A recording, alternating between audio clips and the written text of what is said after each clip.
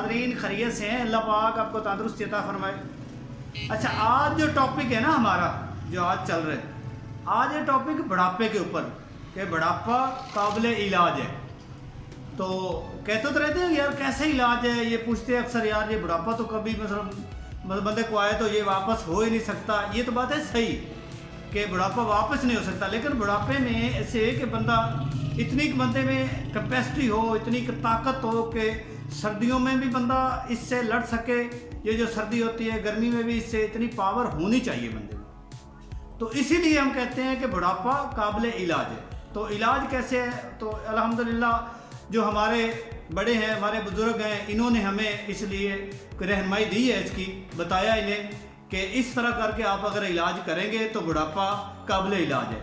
तो इससे थोड़ी सी बहुत ही मैं इन्फॉर्मेशन आपको देता हूँ जो आपको मसलन अच्छी लगेगी।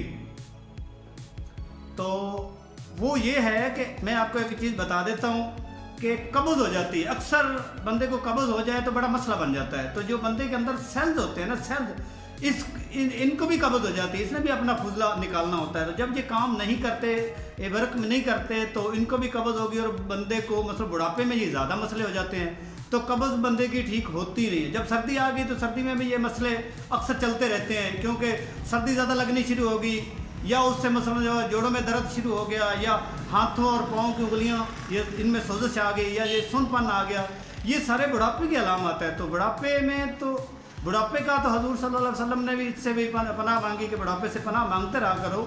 तो इसलिए बुढ़ापे में ऐसी चीज़ें खाई जाएँ जो ज़्यादा से ज़्यादा फ़ायदा दें।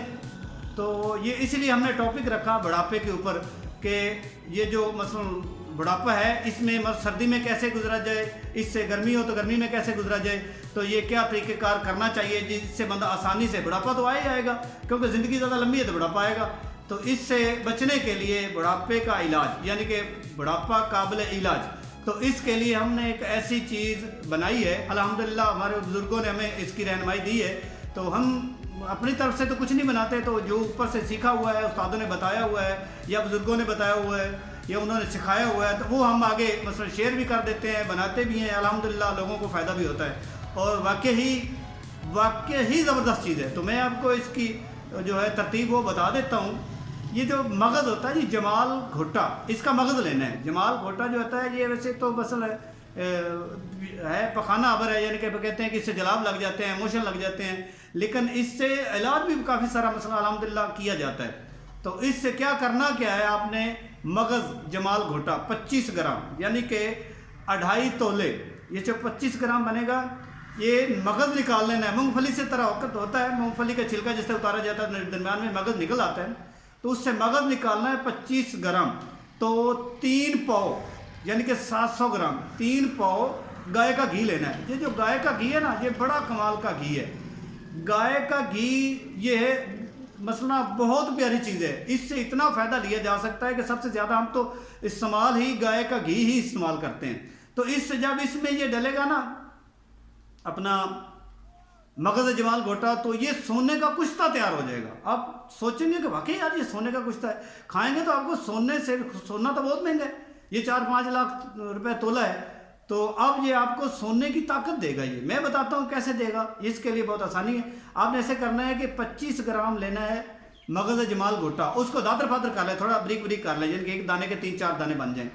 तो इससे बारीक करके दादर फादर करके उसी घी में जला लें। फुल जले ना, ब्राउन सा हो जाए, मतलब लाल सा हो जाए, बिल्कुल जले ना, क्योंकि घी से ना वो कड़वाहट पैदा होगी। तो उसे उतार लें, घी को बिल्कुल छान लें। जब आप छान लेंगे तो इसके ना ड्रापर में डाल लें, बिल्कुल छोटा सा ड्रापर होता है उसमें डालें। डाल के खाने में इसमें 2 कतरे इसके डाल लें, सुबह 2 कतरे शाम। ये आसानी में बता रहा हूँ, लेकर हम तो 6 कतरे डालते हैं। पहले स्टार्टिंग में 2 कतरे आप डालेंगे, फिर आप 2-3 दिन ये 2-2 कतरे डाल के फिर आगे आपने 3 कतरे कर देने, फिर आगे उससे आपने 4 कतरे कर देने, इससे आगे हमने 5 कतरे कर, यानी कि 6 तक जाना है। आधी चम्मच तक भी आप जा सकते हैं। इससे आपको जायका भी आपका बरकरार रहेगा, इससे आपके जितने मसाले हैं वो ठीक हो जाएंगे। तो ये 6 कतरे तक आप जाएंगे तो रुक जाना है। इससे आपको जलाब नहीं लगेगा, इससे आपको ऐसा है कि बिल्कुल पतले पखाने आ जाएंगे। कोई मसला नहीं, इससे अगर पतले पखाने आ भी जाएँ تو اس سے جو سیلز ہوتے ہیں نا جسم کے جو سیلز ہیں اس کا بھی فضلہ جو ہے وہ نکلے گا. جب اس کا فضلہ نکلے گا تو آپ کو اس کا بہت زیادہ فائدہ ہوگا. آپ ایسا کریں گے واقعی یار حکیم نے ہمیں کیا دے دیا, ہمیں تو ایسا ہے کہ جیسے کوئی جوان کر دیا دوبارہ سے جوان کر دیا. تو یہ بالکل جوانی والا نسخہ ہے. تو یہ واپسی کا ٹکٹ ہے جوانی کا, یہ بڑھاپے کا علاج ہے. تو یہ آپ اس طرح کریں. یہ جو 3 پا گھی ہے یہ ایک بندے کا ہے, ایک بندہ ہی سے استعمال کرے, لیکن قطرے اسی طریقے 2 قطروں سے شروع کرنا ہے, 3 4 5 پھر 6, اس طرح کر کے 6 قطرے کے اوپر روکے. صبح اور شام 2 ٹائم کھانے میں سے مکس کرنا ہے, یعنی کہ سالن کسی چیز کا بھی ہو اس میں آپ نے اسے استعمال کرنا ہے.